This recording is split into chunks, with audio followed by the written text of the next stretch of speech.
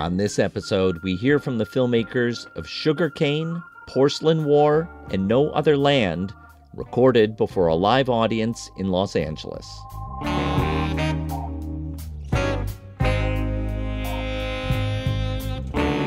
I'm Thom Powers, and this is Pure Nonfiction. The backdrop for this live episode is a private home in the Hollywood Hills. Over 100 guests took seats in the garden for our documentary Spotlight, co-presented by The Ankler.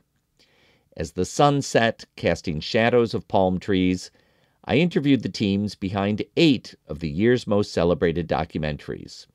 We'll share all those conversations over the next 3 episodes. We begin with the film Sugarcane, that investigates the legacy of Canada's residential schools operated by the Catholic Church. For decades, the government steered thousands of indigenous children into the schools with high rates of abuse, suicide, and other traumas. In recent years, investigators have begun to examine graveyards on school grounds to learn what secrets lie buried. The film follows several figures focused on one particular school, the St. Joseph Mission at the Williams Lake First Nation in a town known as Sugarcane. One of the key figures in the film is Ed Archie NoiseCat. He was born at St. Joseph. As an infant, he was left abandoned near an incinerator. Now as a grown man, he wants to understand what happened. Ed's son is one of the filmmakers, Julian Brave NoiseCat. On camera, we watch Julian and his father confront their complex history after years of being separated. Julian is also finishing his first book that will be published next year by Alfred Knopf. His co-director is Emily Kassie, who has an extensive background as an investigative journalist. At Sundance, they won the Directing Award. They both joined me on stage. I started by asking Emily how Sugarcane got started. I am an investigative journalist and documentary filmmaker, and I've spent the last decade covering conflicts and telling stories of people caught in the crossfires from Afghanistan to the Saharan desert. But I had never turned my lens on my own country and the horrors that it perpetrated against its first peoples. And so when the news of potential unmarked graves broke in May of 2021, I felt gut pulled to it. And the first thing I did was text Jules. Julian and I worked our first reporting jobs together almost a decade ago. We were cub reporters, randomly sat at the desks next to each other and became fast friends. And in the years since, Julian went on to be an incredible writer and journalist focusing on indigenous life in North America. So he felt like the perfect person to work with on this. In typical Julian fashion, which I learned, he said, "I'll think about it." And in the meantime, I went looking for a nation that said they were going to do a search. And I found this article in the Williams Lake Tribune about Chief Willie Sellers in the Williams Lake First Nation. And I cold emailed Willie, and he called me back that same afternoon. And he said, "The Creator has always had great timing. Just yesterday, our council said we need someone to document our search." So I spoke to council, I got my gear together, I booked flights to Williams Lake, and I was ready to go 2 weeks later, and that's when I heard from Julian. And 2 weeks later, I did call M back finally. I had to think long and hard about working on a documentary on this subject at all, because my family has a very intense connection to the Indian residential schools, like many Native families do. And so I thought long and hard about it, and I had this gut feeling that if I didn't work on this project, I would really regret it. And so I ultimately called them back, and I said, "Hey, about that documentary, I'd be open to collaborating with you." And that's when she told me that she'd identified this First Nation that was leading this search, and that search was happening at St. Joseph's Mission near Williams Lake, British Columbia. And when she said those words, I thought that she must have been like messing with me or something, or that the universe was messing with me, because that's when I told her that that was the same school that my family was sent to and where my father was born. So out of 100, it's just important to think about the mathematics. Not that I'm a math person, but it's important to think about the mathematics of this for a second. Out of 139 federally funded Indian residential schools across Canada, M had happened to choose to focus this documentary, her documentary, now our documentary, about the one school that my family was sent to and where my father was found as a baby. So that's crazy. It's nuts. It's crazy. And I don't know what you all make about that, but after working on the documentary and everything, I do know what I make of that. And I will say the last residential school closed in 1997. That was my first year of kindergarten, and yet I was taught nothing about it. And not only that, in the years as I grew up, the only things I heard about the schools was that, any wrongdoing there were just tall tales, told by indigenous people, that these were actually great institutions for kids to go learn. Of course, that's not what we uncovered at all. So, Julian, once you did embark on this story, and what was it like telling your father that this is what you wanted to do, and gaining his cooperation? Well, at the age of 28, as a first-time filmmaker, and I was working on a book at the same time too, I decided to do something super glamorous, which was to move back in with my dad in the Navy town of Bremerton, Washington, which is where I still live. That's a usual pathway for a first-time filmmaker, by the way. And so moved back in with him, this guy who I hadn't lived with since I was 6 years old, who I'd seen a handful of times, so I had to loan money to come to my own high school graduation. And we lived across the aisle from each other. We cooked each other breakfast, hung out. I watched him carve. He made fun of me while I tried to write. And we hung out a lot of nights, and I learned a lot more about his life and his story, and he learned a lot more about mine. And as we were working on this film, the whole first year, the assumption when I joined Sugarcane was obviously not that I'd be a participant in the film, it was that I'd be a collaborator with him behind the camera. But the events kind of seemed to have their own ideas, and my dad, who I was living with, seemed to have a lot of questions. And so, we kind of, at the pace of real human relationships, came around to, wanting to at least ask some of those questions, if not find some answers for him and for both of us. Because, as you'll see if you get to see the film, we hope you all do, the way in which this trauma exists is that it gets passed intergenerationally. And, my story is nowhere near as horrific as my father's is. But, there were parts of this that I inherited as well. Emily, there's a big history that this fits into of residential schools. You're not setting out to tell a full history. You're telling, you're conveying the traumas of this through personal stories. And can you talk about that as a storyteller's choice? Yeah, I think Julian and I both felt from the beginning that in order to get to not just the journalistic truth of what happened, but the emotional truth, to not just know what happened, but to know what happened, you had to live it. And the collaboration with Julian was really special because he had this unique and deep perspective on this world. And so we could really start getting under the skin of it and incorporate that in the way we were shooting. So there was a choice that we were not going to do any interviews, of course, and that we were going to live it with the people who were reckoning in this moment. But then there would be things that Julian would say to me like, this is a community living on the edge of death. Well, what does that mean? It means Julian attended 10 funerals during the making of this film, and I attended several myself because these are communities dealing with the highest rates of suicide and addiction and cycles of violence. This is not a past that is in the past. It is very present. The death toll from St. Joseph's Mission continues to climb. So how do we incorporate that in the visual language? It means, descending 6 feet down into the grave with Chief Willie Sellers as he digs a grave for a community member who takes his life on the first Truth and Reconciliation Day, seeing the shovel move through the dirt, seeing the shadow of his body carrying the weight of the community. And so it was essential for us to really be with people in an intimate way, and that intimacy was earned over many years, 160 shoot days, 2.5 years of shooting.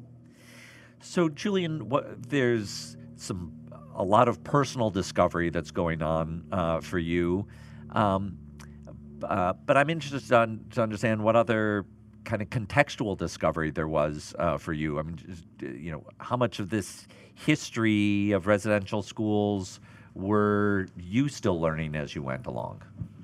So when I was a young person, I was really interested in history. And I actually wrote a senior thesis in part about my people's history.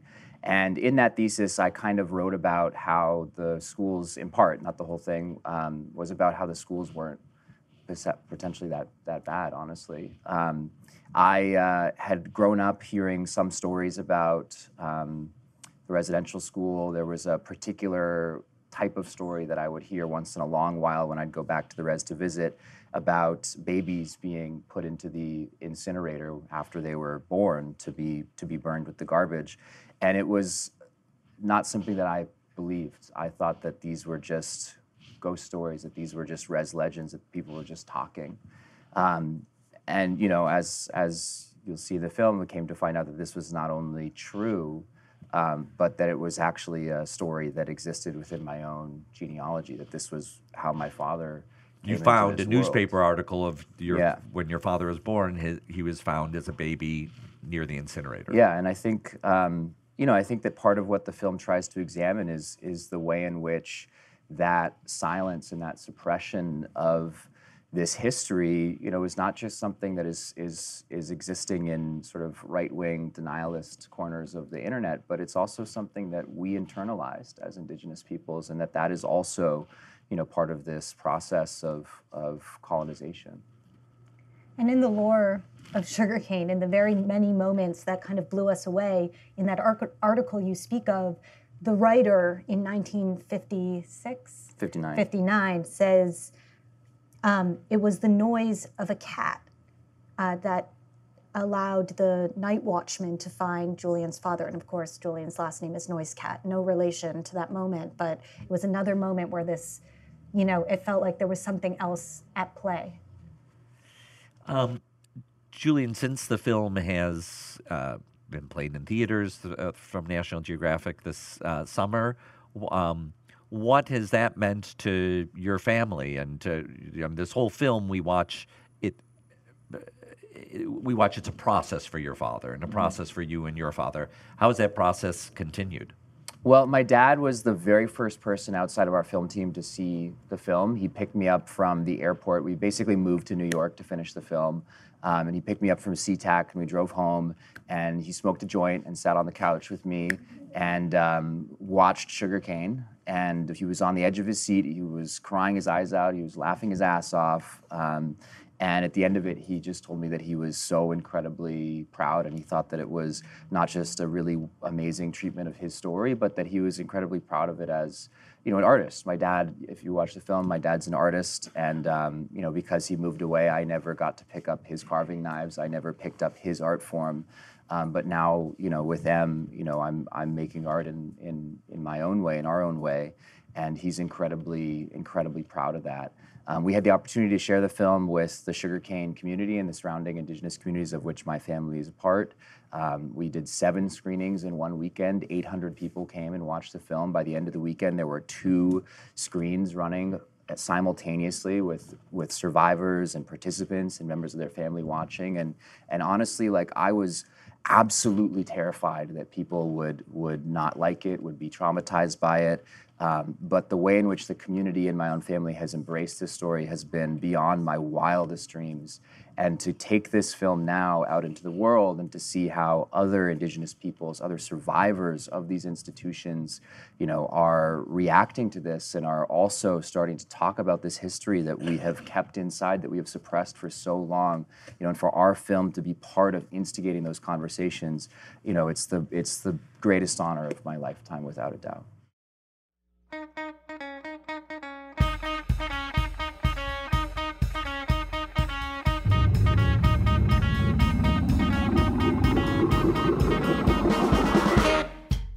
That was Julian Brave NoiseCat and Emily Kassie, the directors of Sugarcane.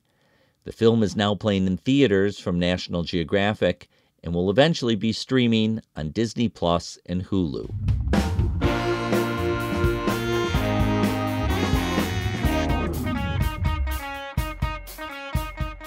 Our second film is Porcelain War, that follows the lives of 3 artists in Ukraine against the backdrop of the war. They live in Kharkiv, just 25 miles from the Russian border.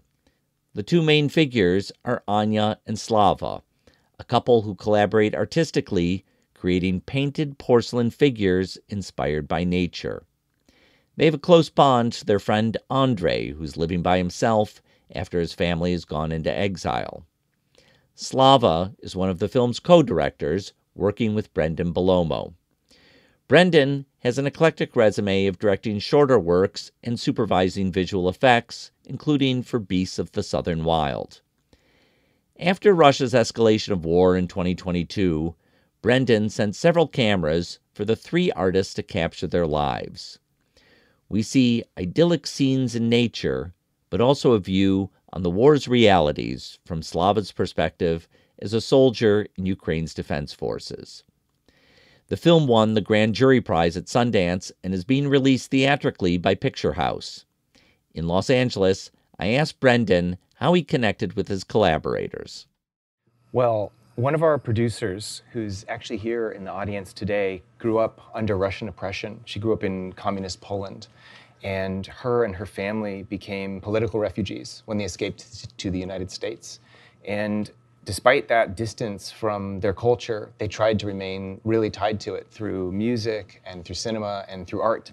And about 8 years ago, she discovered Anya and Slava's figurines, and she was so deeply moved by them, I think because they reminded her of home.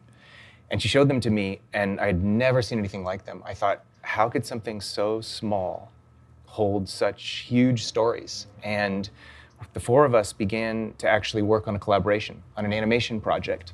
And then Russia invaded.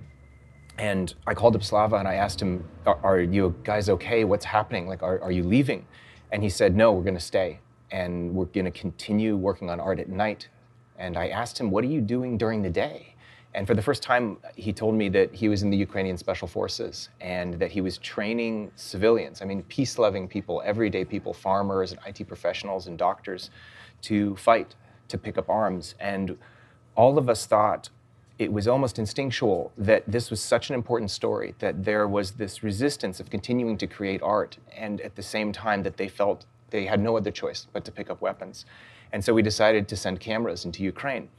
But you can't just FedEx something into a war zone. So we discovered that there was an amazing group of volunteers, and it was actually a hairdresser, a Ukrainian woman in New Jersey, who was moving, I kid you not, 50 bags of medical supplies at a time. She would bring 3 trucks to JFK, and she would carry them all the way through Poland and into Kharkiv.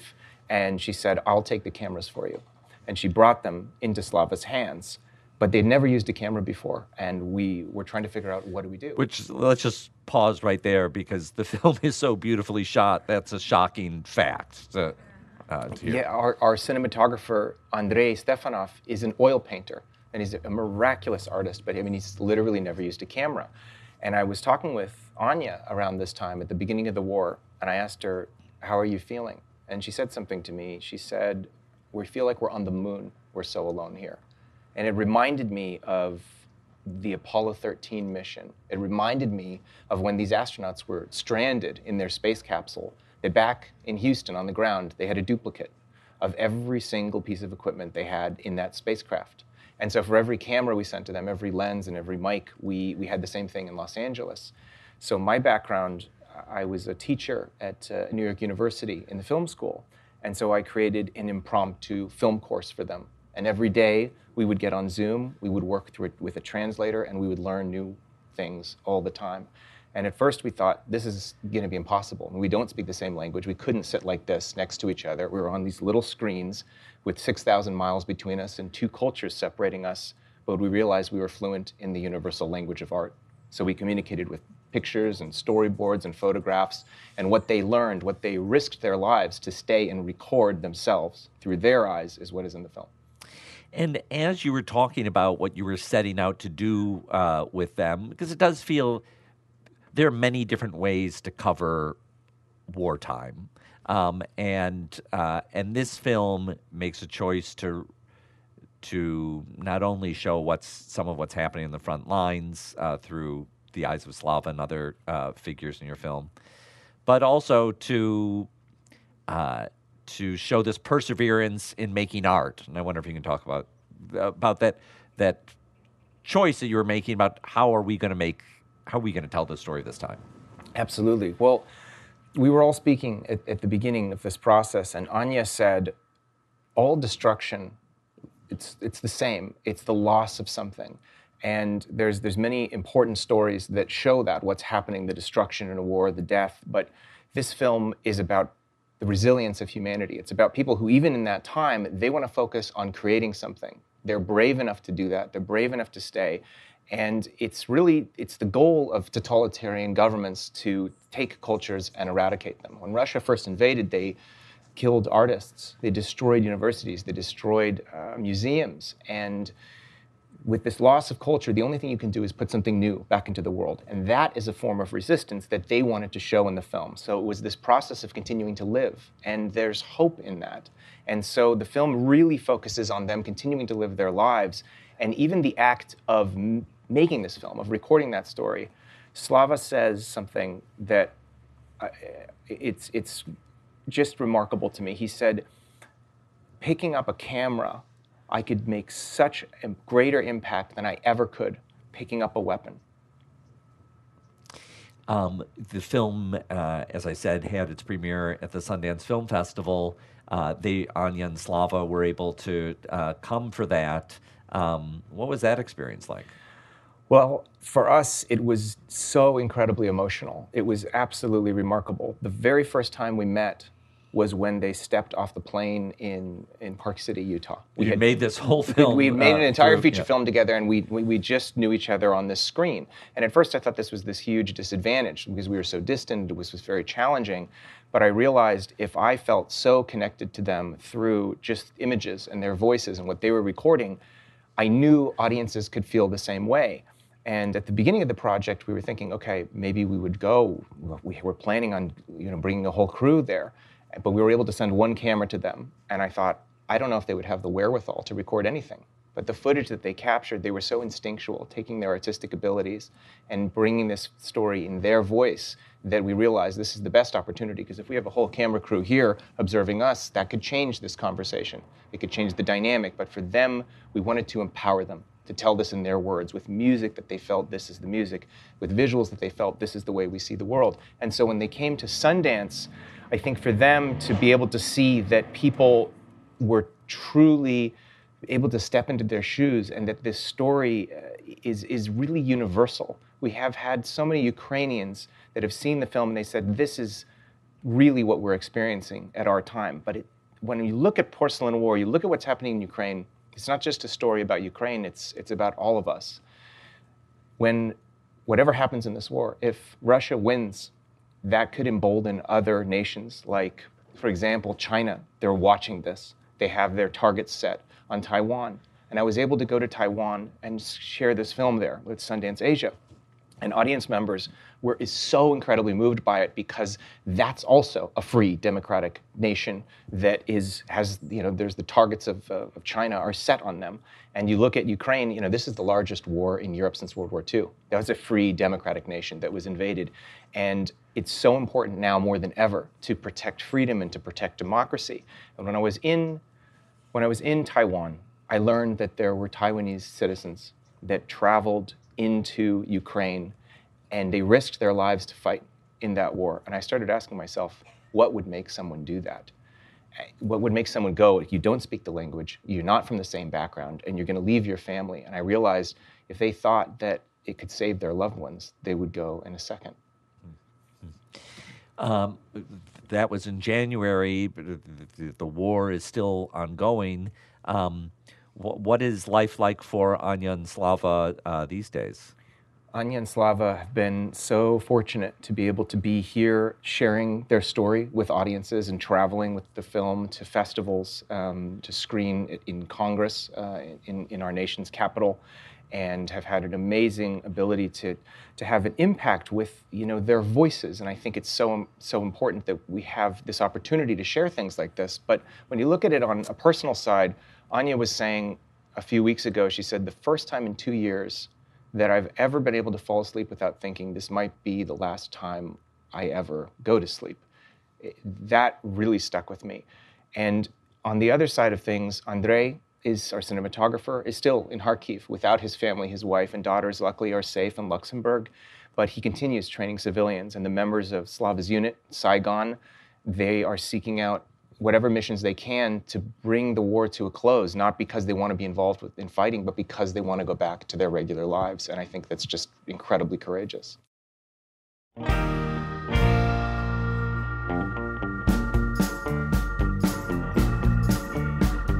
That was Brendan Bellomo, the co-director of Porcelain War. The film is being released in U.S. theaters from Picture House at the end of November.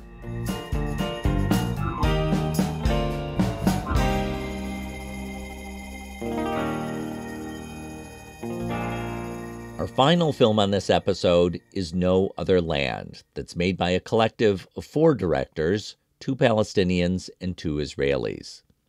The film is set in the occupied West Bank, in the Palestinian village Masafer Yatta. Over the 5 years of filming, from 2019 to 2023, we watch as the Palestinian villagers are routinely attacked by Israeli settlers and the military. Over and over again, we see the military demolish Palestinian homes as a long-term strategy to take over the land. 2 of the directors are also in the film, the Palestinian Basel Adra, who is a resident of Masafer Yatta, and the Israeli journalist Yuval Abraham, who first visited the village in 2019. In the film, we see their friendship grow with a shared commitment to save the village. The film premiered in February at the Berlin Film Festival, where it won both the jury and audience awards. It's played many major festivals, including CPH Docs, Sheffield, and Toronto. Basel and Yuval spent a few days attending the New York Film Festival in September and hoped to do more traveling in the U.S., but new rounds of violence at home meant they had to rush back to be with their families. I spoke to them by Zoom from Basel's home in Masafer Yatta.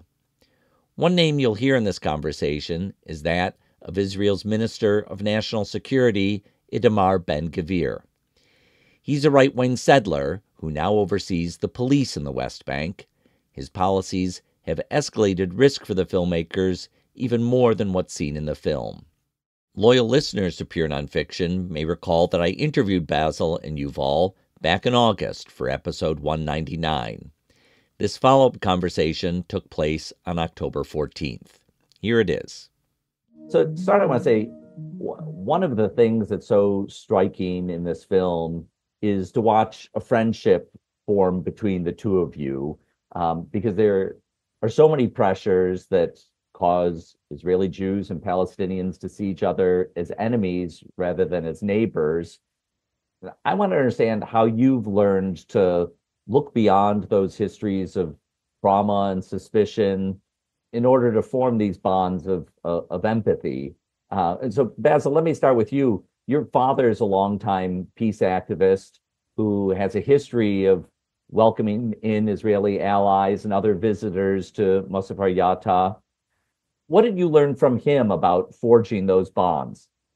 Yeah, exactly. So the community, not just my father, not just me, to be honest, but the community of Masafer Yatta is rare and special, to be honest, in the West Bank, kind of, because it starts hosting and receiving both Israeli and international solidarity activists who come to support and to accompany, to escort, the people here in the community, like at least since the 2000 or late the 90s they start. So even when I was like 3 years old, there was like an activist who's in the area here, and there is like very special stories about these things. For example, you see today adults like me who, since they were kids, they have internationals and Israeli activists who would escort them to school every day, and they have been attacked and arrested by both settlers and soldiers many times, and they shared everything. And the activists here, like, since they are staying all the time in the community for the first reason, like as a solidarity, but for sure we invite them to the wedding, to the parties. When somebody died in the community, they became part of it. So for me, as a child, I grew up, see these people around me. And with them also, they brought the new thing to the community, which is a camera. that the community, to be honest, didn't know much about it or didn't know that it's even exists. They were talking about 90s, that there's something like that. And people liked to receive those activists so much and hosting them in each community of Masafer Yatta, in each home actually. Uh, and yeah, so I grew up like seeing these cameras. I grew up as a child. They go with the goats outside, and the activists come with me, accompany me. They teach me how to use the camera. I start using the camera then also from my family as well, from the neighbors. Um and yeah, so this is exactly how we two meet with Rachel as well. Yuval and Rachel came to my village like 5 6 years ago, like something like this, through other activists. It always, when you're in this like circle, activists bring a new activist. So they came to Masafer Yatta to do work, journalism work, writing about what's happening. And since then, they start to come almost weekly. And then one night we were sitting chatting, us the four of us, and Hamdan brought the idea of why we don't like, because me and Hamdan also work in like d- uh, documenting, like taking the cameras, following bulldozers, settlers, anything happening. The guys come to do journalism work, and we use social media. And Hamdan said, why we don't do something bigger, which is a documentary to work. None of us had the experience, sorry, to do long documentary movie, but we decided that we're gonna take this experience and go for it together. And you're right. Like in the movie, it's the relationship looks something special, and especially in the Western world to show this thing. But we have a purpose there that's very very important. It means a lot to us also to show the power balance, uh, because here there is occupiers and occupied people. There is no like a it's not a conflict that some people try to address it as a conflict, and there is like no, there's a clear issues. There is us Palestinians living in this land, oppressed by both military and settlers who try to steal our land and to uproot us from our land. This is very clear. And there is a system that allows people like Yuval, just because of their ID, can have all civil rights between the river to the sea, and people like me just to live in this piece of land, which is the West Bank, under a military rules, that foreign military army controlling me. So we wanted the movie to explain around the world, especially governments like US and others. It's a status quo, and they don't want to change on the status quo, which is today doesn't exist. This status quo, it's became a nightmare.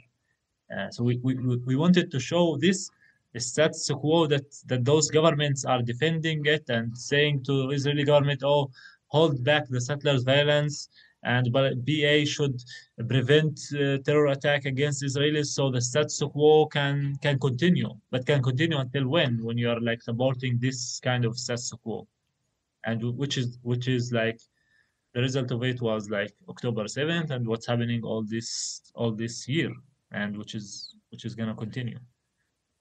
Yuval, you described to me in August that your relationships with Basel and others in Masafer Yatta is the main thing that's kind of keeping you going when in these days when hope is really hard to come by.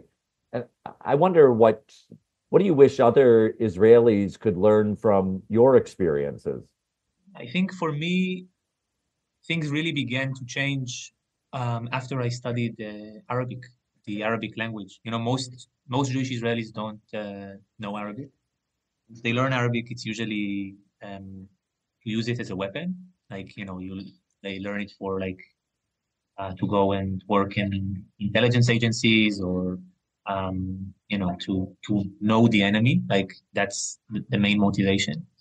And for me, learning Arabic really, really changed my life. It connected me with my grandfather. He was born in Jerusalem in the 30s, and he spoke fluent Palestinian Arabic. One of his best friends was a Palestinian man who sort of raised him. It was like a second father to him, and it connected me with him. Like we spoke before he passed away a lot of Arabic, and also, with like the experience of Palestinians who who I think for a lot of Israelis, are they are like there and not there. Like it's like, there's like a bubble that you don't see for many years what our military is doing in the occupied West Bank. And me learning Arabic and then creating personal connections with Basel, with the community here, and all over, like with Palestinians who are living. You suddenly realize, you say to yourself, wow, like, there are so many stories that you grow up on as an Israeli, and they are, some of them turn out not to be true at all, and some of them are challenged by a different kind of perspective. And it's really, for me, it's really changed me. And I think, I think the main thing that I would say that Israelis need to understand is that that we are dependent on one another. I mean, there's this imagination that a lot of Israelis have that we are just always responding, we are always defending ourselves and responding to something else that is happening. But actually, like, the actions that we do are influencing the Palestinians. And when since the 90s, me and Basel were born in the mid 90s, both of us. Like, I was born in 1995, Basel in 1996. And this was a time when there was a discourse in both the Palestinian and the Israeli society about a political solution. There was a discourse about a two-state solution. There was like the Oslo Accords. And I know, critically looking back at it, I think a lot of it was manipulative and fake. I don't think there was a clear intention from the Israeli leaders to do a two-state solution, but I think it still is telling that, there was hope. And when there was hope, like, both in the Israeli society and the Palestinian society, I think, like, the support for more militant points of view was much less. And since that time that we were born in the mid-90s, like, nothing, not only that there was no political solution, everything changed for the worse. Like, there were, 250,000 settlers in 1995. Now it's 800,000 settlers. Like, the roads, the infrastructure, like the prospect, like, Netanyahu really prides himself saying that, he put the Palestinian issue out of the map and he prevented a Palestinian state. That's like the cornerstone of his policy. And, when we do this, this is also going to influence the Palestinian people and the Palestinian side. And I view it as this, people use the term a cycle of brutality, where, one action leads to a reaction. And I think there is something there, but also it's an asymmetrical cycle, of course, because it exists, as Basel has described, it exists under this backdrop where you have millions of people, like Basel, who do not have civilian rights, they do not have voting rights, and millions of Israelis who have a state and have those kinds of freedoms. And I think, to me, that is a very important realization, that we are dependent on one another, that the actions of the two people are not just a reaction, they're also creating the other side in a way. And that this is why I believe the importance of what we are doing and what is happening, this co-resistance, this, standing together, not just to eat hummus and be friends. Like, that's not what we're doing. Like, standing together and really having a shared struggle for a different kind of future. So opposing this system of domination and resisting the military occupation, and imagining a future where Palestinians and Israelis are equal, where there is mutual security, where the rights of both people are realized, and not only the rights of the Israeli people. And I think, to me, that is a way to try to challenge this asymmetrical cycle of action and reaction that has been going on for so many decades. Basel, you and Yuval were in New York a few weeks ago, briefly, for the New York Film Festival. You wound up having to go back home because of the increasing violence. We're speaking today on October 14th. Can you describe, what's happening this month in your region? Well, this month,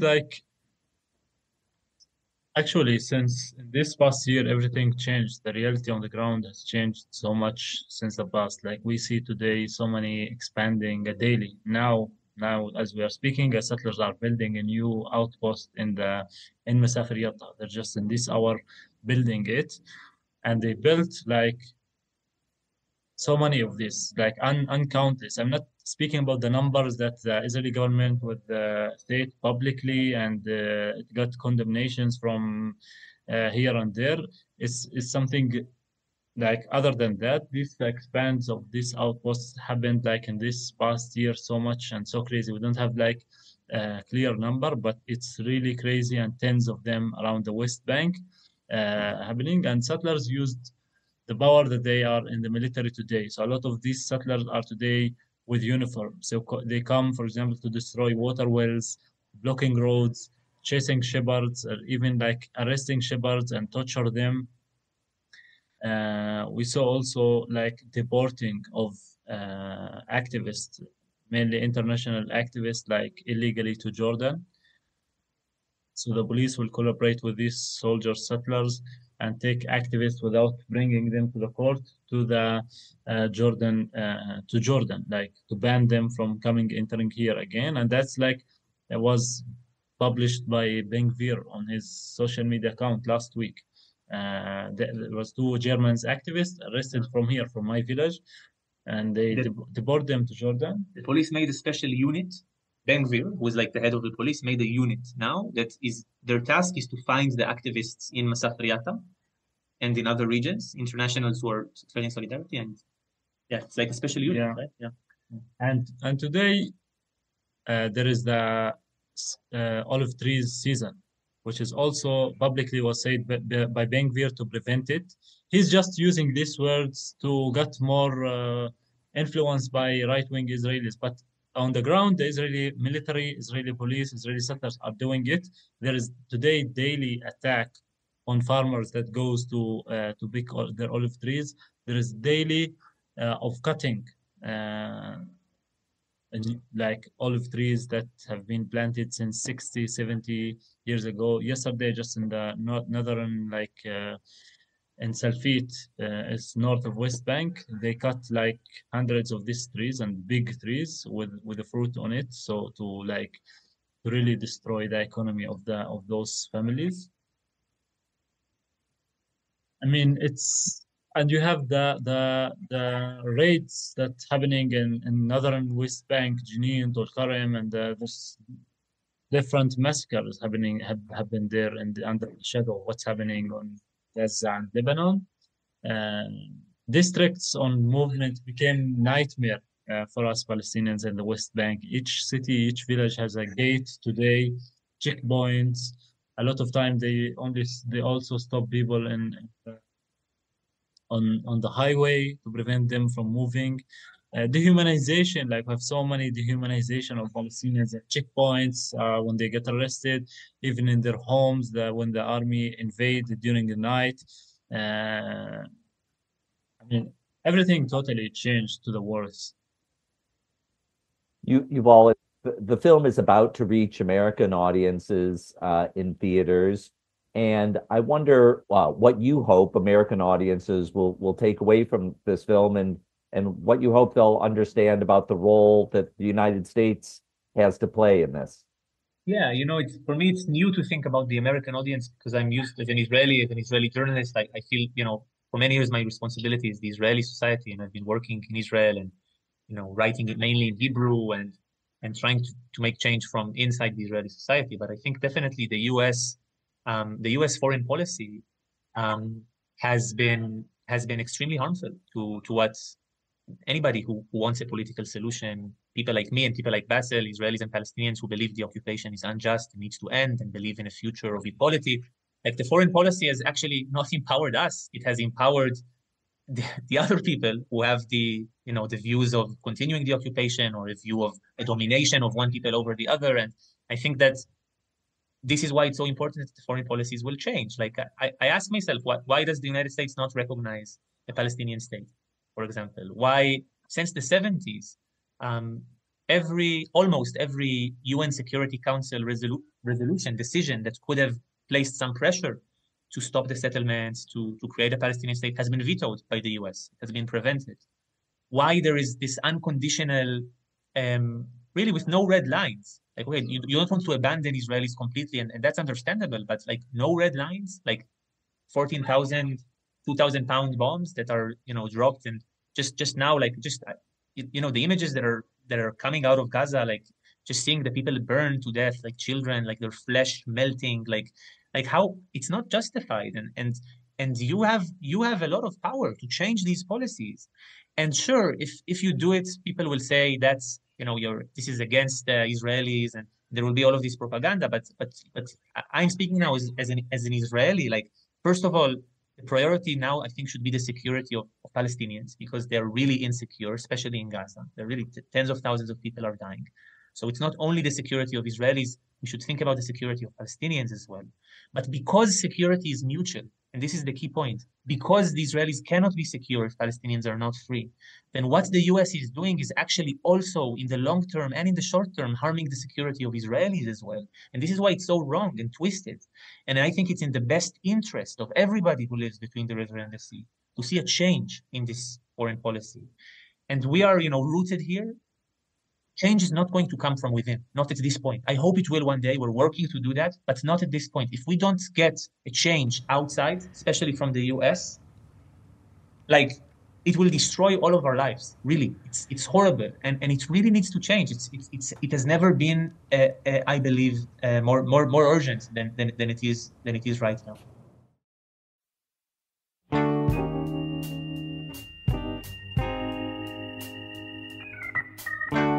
I want to thank Basel, Adra, and Yuval Abraham for speaking with me. Their film, No Other Land, opens this weekend in New York at Film at Lincoln Center.